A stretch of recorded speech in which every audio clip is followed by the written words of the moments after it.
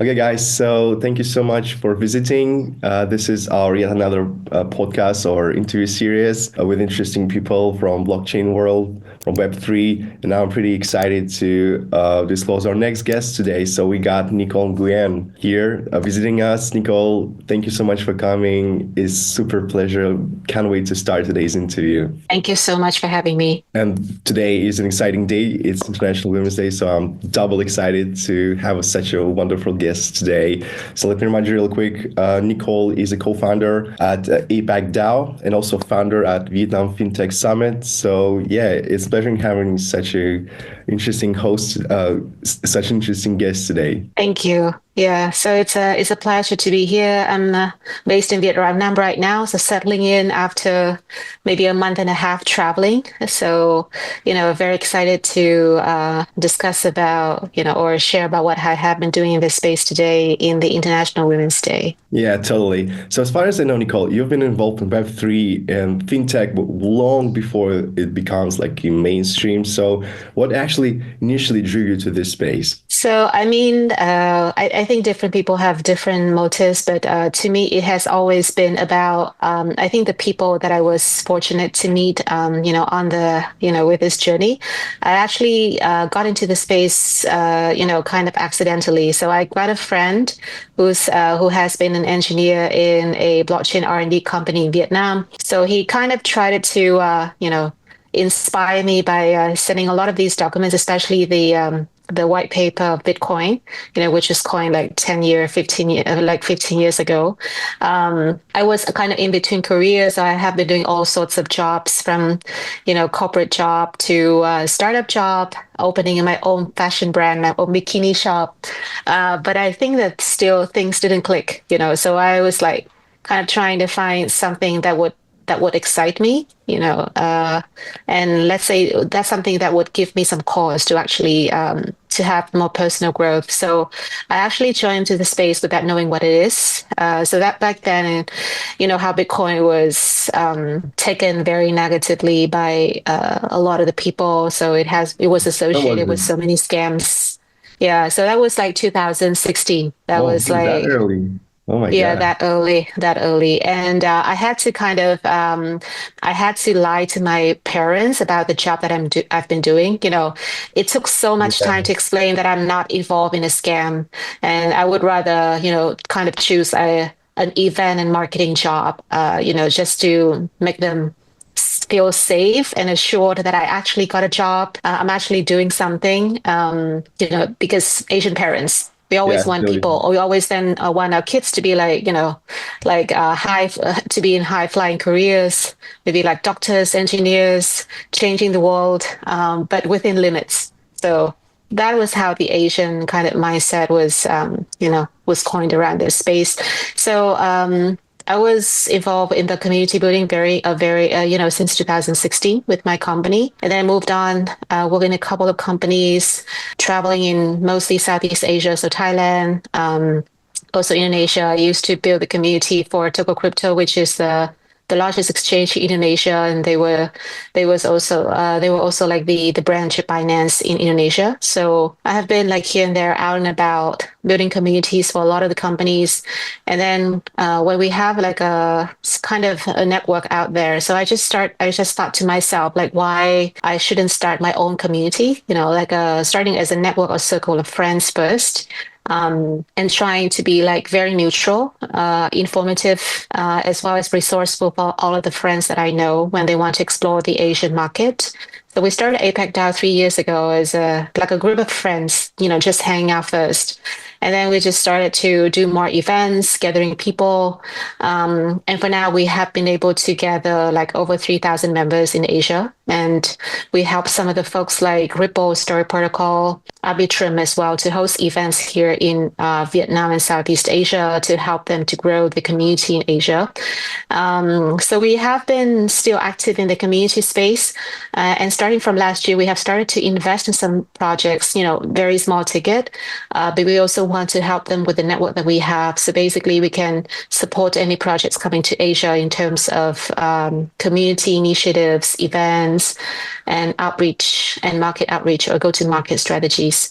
So yeah, that's basically, long story short, the journey why I'm here today. It's really cool. So APAC DAO now has, as you said, over 3,000 members, and I believe more than 1,000 projects. Basically, how did you convince people that DAOs are more than just a trend? So yeah, that's an interesting question. We started as APAC DAO, but to be honest, we haven't fully got into a DAO model just yet. It's still functioning like an open community right now. So I'm still waiting for the right time to actually turn this into a DAO when we have been able to find, like dedicated contributors to the network. So to me, again, it's always about the people that you meet and the values that you can bring to the community. So actually, a lot of people have tried to convince me that, I should do gating, I should introduce membership to the community. But at the end of the day, I believe that Web3 is more about inclusivity. And it's also more about the openness and decentralization that we are bringing to the space. So unless unless you function like a corporate, I don't see the reason why we have to kind of build the barriers and, limit the opportunities for everyone. So my thesis is that it's better just to open the community for everybody.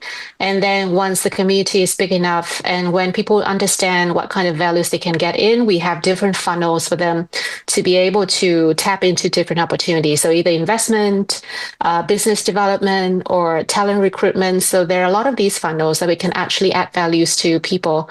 So I think to me, whether it's a DAO or not, it depends on number one, the values that the community can bring to the members. And number two is, basically how you will be able to reward the core contributors of the community. So it can be either done through a DAO, or it can be either done through, I think, like democratic governance.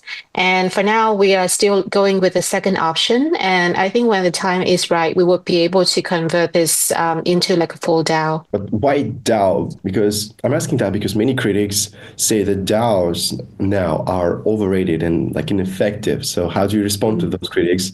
They say just buzzword and have little real impact. Okay. I have to agree with them at some point because I think, again, the same story with blockchain.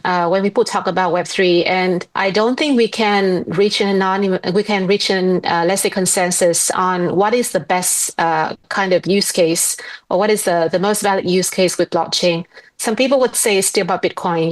It's still about the currency. I mean, the adoption of Bitcoin after 15 years at this point, it's at a kind of a acceptable level just to call it like, how to say that the best use case for blockchain. But all of the other technologies, I think it's still relatively young. And even with DAO, for example, so I think that some of the most, let's say, valid use case would be, the Constitution DAO, or some of the kind of really focused or curated DAO where you actually have like a common goal, like, buying the US Constitution, or maybe like, I don't know, functioning or buying a real estate or something like that. So I would say, partially I have to agree because we haven't really found like a very profound case for DAO to be activated and, to be like, let's say, the inevitable choice for people to, just to organize their team. But other than that, I think we just need to see through the buzzwords. So I think to me, as I mentioned, so DAO at the end of the day, it's about a system where you can actually equally reward and I would say automate the incentivization for people in the space. So if it functions well, if it functions perfectly, everyone knows what to expect when they come into the DAO. And there would be like a common constitution where people can actually come in.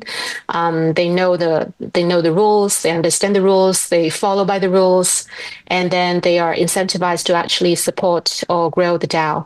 So, I mean, some of those values, they are still there. I think we just need to find the right structure and the right people to set it up. So, for instance, some of the case like with DAI, basically they function as a DAO. So some of the governance DAO, I think it still does work, but actually in a smaller scale. And I think the people who are selected in those ecosystem, they're actually vetted and they are selected. So I think again, yeah, it's gonna be a long time, I think, until these DAOs can actually scale and reach the scale that we want. But at this point, with some certain use cases, I do think that DAOs are still it's still like a very good tool, an alternative, or let's say a different option for people to actually structure their organization. But still, you've managed to like build partnerships with major players so far, like Ripple, Arbitrum, WorldCoin. So what do these partnerships bring to APAC DAO? So, for example, it's different based on I would say the variable or let's say the biggest value that we are bringing to them at this point would be about the community in Asia. So, to me, I have been advocating for the community here because I do think that. Asia has always been, the hub, or like it does offer a very lucrative pool of builders, developers, traders, and investors. So actually, I've seen a lot of the projects, especially infrastructure, concepted, let's say in the US and Europe. And when it comes to the scale kind of ready period, Asia is a no-brainer choice where a lot of these projects come here to look out for the apps, builders, traders and users as well, like gaming, DeFi, even with RWA at this point and Depin. I believe that the demographics of the users are equally kind of, divided in between US and Europe and Asia. So we do want to advocate for more people to come here and actually have more presence in Asia, not just to give out grants or run airdrops. So we want people to stay here and actually think about this as a long-term growth driver for the ecosystem. So with Ripple, for instance, we've been running a 4-month campaign for them to raise awareness about the EVM layer 1 of Ripple. It's called XRP Ledger. So we ran hackathons, local meetups, as well as developers education, just for people to understand how to build on XRP Ledger, and also to connect these builders with the foundation, so that they would be able to gather funding as well as grants for the program. So it depends on each country's story protocol. We run a 1-day hacker house for creators and artists to know more about story and how they would be able to build on story. WorldCoin, Arbitrum, etc. So we hosted around 40 meetups with them and a couple of other projects as well, just so that they would be able to access and get to know more the builders in Asia. So yeah, I mean, that's our specialty, and that's what we would be constantly advocating for, and definitely would love to have more projects coming here to explore the Asian market. From your experience, what's the biggest mistake that Web3 startups make when trying to enter like the APAC markets? So I would say, yeah, like I would maybe not. It's not like a mistake, but I think a lot of the time, let's say especially US projects, it's a very it's a big market. So actually, if you think about Europe or US, actually, it's a homogeneous market. It's huge, and I think the cultural difference or the market difference is not that huge, between one market to another.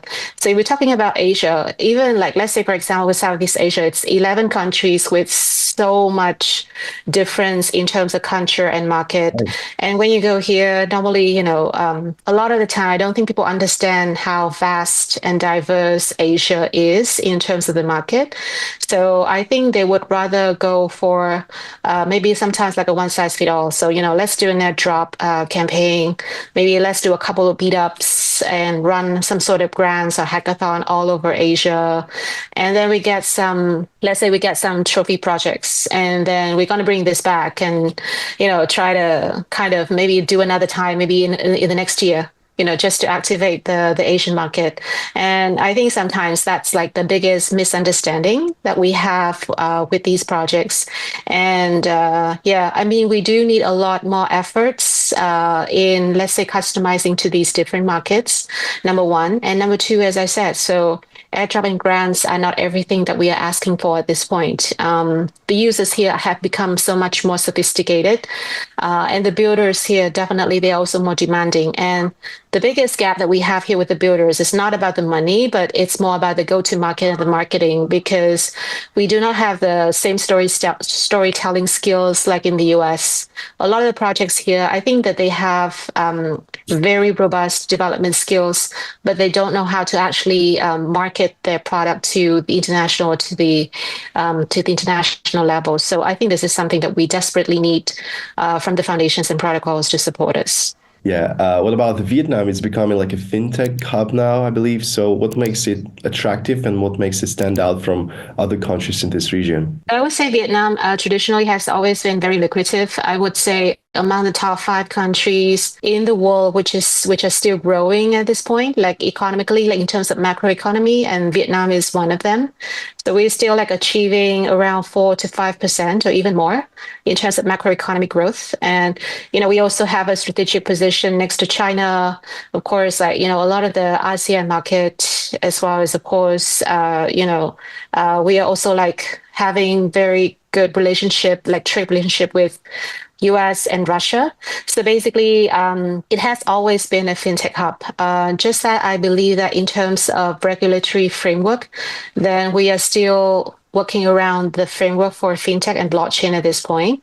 And in ASEAN alone, I would say we are one of the last countries which might be, let's say, finishing or refining our regulatory framework. So there's a challenge, but at the same time, there's opportunity for people to come in, as fintech builders and founders. So other than that, I would say there's like 12 out of 70 million, 12 out of 100 million people in Vietnam who have owned at least one crypto wallet. So that would make us like one of the top 10 countries in terms of crypto penetration. So we have a lot of these like adoption, and at the same time, a lot of the resources in terms of developers and builders. And I think that that's what makes Vietnam like stand out as one of the key markets in ASEAN, for crypto and also for fintech. So that's one of the reasons why we have been trying to advocate for this through either APAC DAO and Vietnam Fintech Summit, which is an annual gathering for fintech companies coming into Vietnam to explore the Vietnam market. We are looking to do this in November this year. So if you guys have time, and if you're checking out some of the fintech ecosystems in the region, we are doing this right before Singapore Fintech Festival, so you can just make the most of the trip by doing like an ASEAN fintech journey or like roadshow or something like that in ASEAN. Wow, that's cool. Let people know. Now let's talk about something provocative, maybe. So I have a question. For sure. Go ahead. Have you faced gender bias in the industry? So what about this topic? That would be a very interesting topic. Yeah. I think, most of the time, I would say like in the tech space originally, I mean, of course, people have been talking about gender bias. It has always been a thing. And it has always been maybe like an elephant in the room. So maybe we just like bring this up once or twice per year, just to talk about this, maybe on International Women's Day and some of the events or women in tech initiatives that we have. I think I also, of course, have this is like also like an uncommon sort of thesis, but I mean, it has always been a thing. I don't think we will be able to eradicate that anytime soon. But rather than that, I think it would be great just to be able to bring out more role models, more real stories. And actually, like even we have some of these consensus at some of the bigger conferences and events where the organizers have committed to actually guarantee that there would be like an equal contribution or participation of women, like female speakers, like female thought leaders, in comparison to, like the male participants. I believe that this has always been a thing at least in the US and Australia. Asia, we are starting to see that more this year. And this is what, for me and some of the community leaders, we are starting to have this sort of agreement and consensus that we would actually advocate, bring more stories forward about women in the space. And of course, like giving more opportunities for the women in the space. So I would say in Asia, we do have like a a better ratio of, let's say, women participation in the leadership and in the tech leadership space. So sometimes, I mean, we just had to brush it off, and continue to really kind of, bring us out there, with the real stories. And in my case, yeah, as long as we give the opportunities for women and the real stories, I think we would definitely be able to uplift and empower more women to stand out and go forward and actually be the role model of themselves and other women in the space. Yeah, totally agree. I think in the future we have like more equal Web3 space in terms of what we have now, but pretty close. This future is now. But yeah, talking about the future, actually, let's talk about the future trends and innovation. So, in your opinion, what's an underrated trend in Web3 or like fintech that people should be paying more attention to? That will be a good question. So I have been having this conversation with quite a few, I would say, KOLs investors that we have. And I mean, there has been a lot of the trends. So let's say a lot of people say that, Web3 is challenging because they cannot keep up with what is the next narrative, let's say tomorrow, right? So we are talking about, let's say last year it was about DeFi and so on. This year it's about RWA, it's about DePIN. And I think that basically DePIN is also another kind of trend that I think it doesn't deserve it hasn't really kind of been able to really get out there as a kind of catalyst for mass adoption. So a lot of the time people have been talking about DePIN, maybe mostly about, let's say, using the storage on your device to actually kind of, join in the network, or maybe mine and mint some of these tokens, etc. But there's a huge gap between the supply and the demand in the DePIN space, because we're talking more about DePIN in terms of the supply in Web3, but not a lot of people have been talking about what is the demand in Web2 space that people have actually been able to talk about. So I think actually the reason why I think DePIN should be the next growth narrative, it's not because how many people have been participating in DePIN in terms of contributing the supply. It's about how you would be able to actually work on this more affordable, storage facility, as well as, let's say, like scale ready sort of infrastructure for people to actually tap in. And I think this is something missing with the Web2 space, especially now with AI and, a lot of these LLM kind of models in place. So actually the cost of, the cost of infrastructure has skyrocketed. So I think basically with DePIN, it actually provides this more affordable solutions for people to, to tap in this whole storage as well as computation power that is lacking, in the Web2 space. So I think DePIN has been, I think, trending like crazy, but not in the right direction, as far as I know. So people have been talking more about how to get more people into DePIN, but it's not about how to actually market this whole solution to the Web2 space so that you can actually see the real use case. So the same case with RWA, for instance, people have been talking about tokenization of assets, but who's going to buy those assets, if we don't focus on business development or, like client acquisition.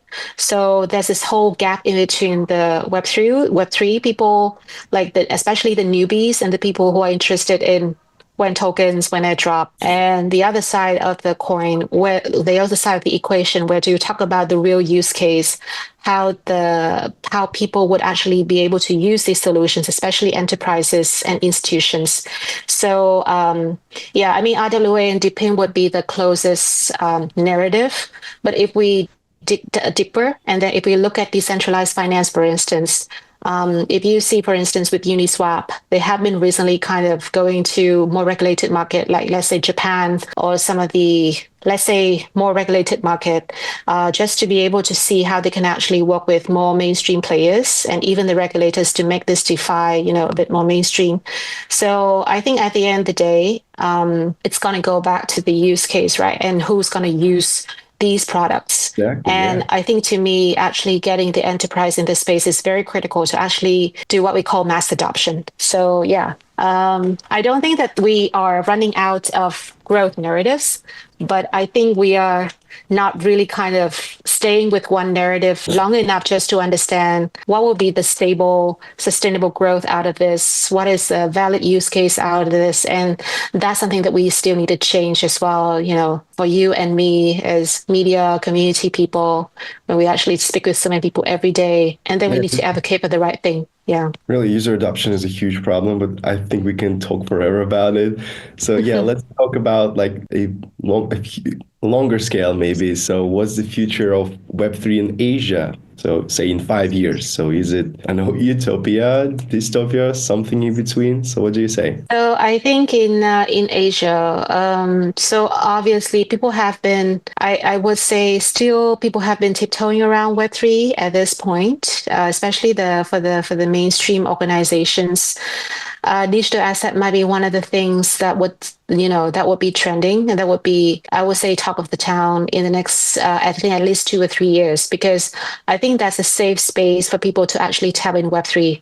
So I think it's the same story between Asia and the US. So digitalization would always come first, before you actually talk about Web3, DeFi, or fintech. So, once people are comfortable bringing assets on, like, let's say, to the digital world, basically, once you are able to actually comfortable with sharing this different dimension, of the digital asset landscape, then that's where you will be able to kind of bring in different technologies. So digitization, tokenization is one of the aspects. And then, of course, this is where, we are comfortable introducing ETFs, the funds, like little funds, by BlackRock, for instance. So when you are kind of comfortable, have some space comfortable in between, when the institutions, they are comfortable with kind of getting into the space, and then they would be able to kind of slowly get to the conduit of Web3. So I think that this process might take at least like 3 to 5 years, in my opinion.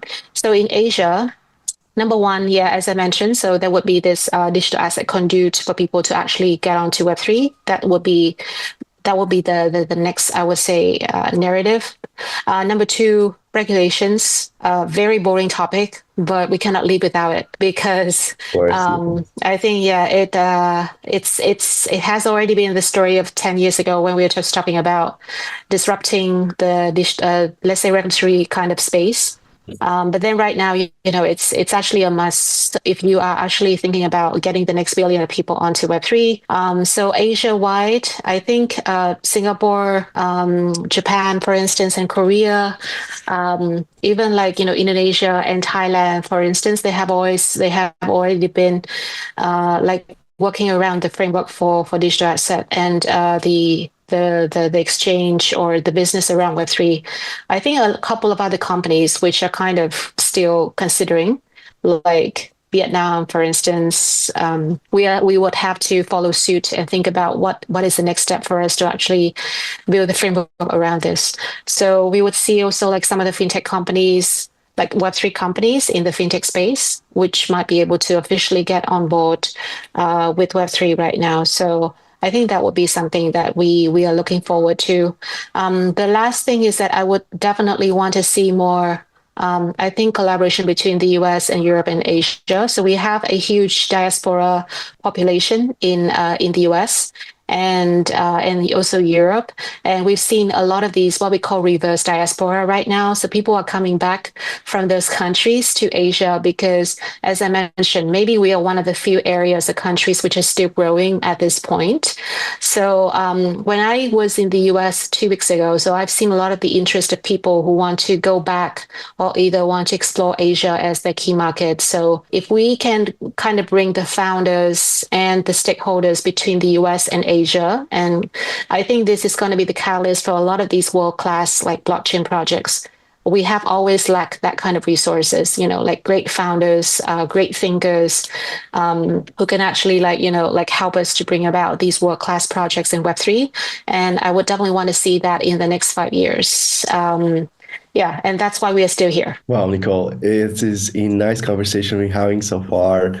I learned so much from this talk. So thank you so much for coming. I had to let you go, but I have just one question left, maybe a bit personal. So yeah, I'm asking, if Web3 disappeared tomorrow, what would you do next? Oh, that's a very interesting question.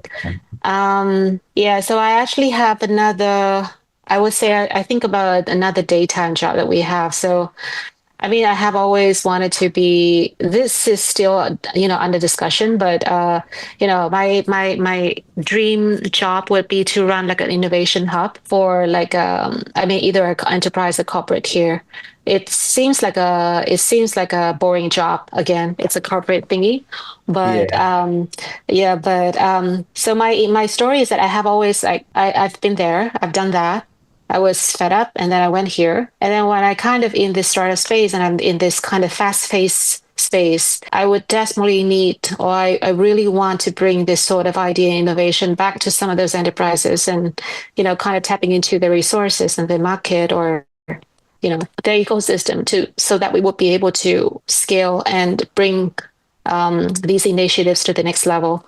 So I think that will be the kind of job that I want to do, where it's going to be at the middle between, enterprise technology and startup technology, but we will be able to actually be innovative on a daily basis, and actually we can help the startups to grow. So I think that would be the kind of job that I would do. Maybe the second job would be to open a bikini shop in a Thailand beach. So that would be Oh, that's my cool. retirement plan. Really diverse. So Yeah, line we of need, we work. need options, right? Yeah, we need Yes, options. close to fintech at the same time retail. Yeah, that's kind of good. That's Yeah, that's the way to go. okay. So Nicole, it was a pleasure having you on this call. Guys, let me remind you real quick, we got Nicole Nguyen as a guest today, co-founder at APAC DAO and also founder and Vietnam Fintech Summit. Yeah, Nicole, thank you so much for hopping in this call. It's a pleasure. Wishing you best of luck in the future. Okay, thank you. The same as well. So happy International Women's Day, Yeah, and really. hope to see you around as well. Yeah, see you around.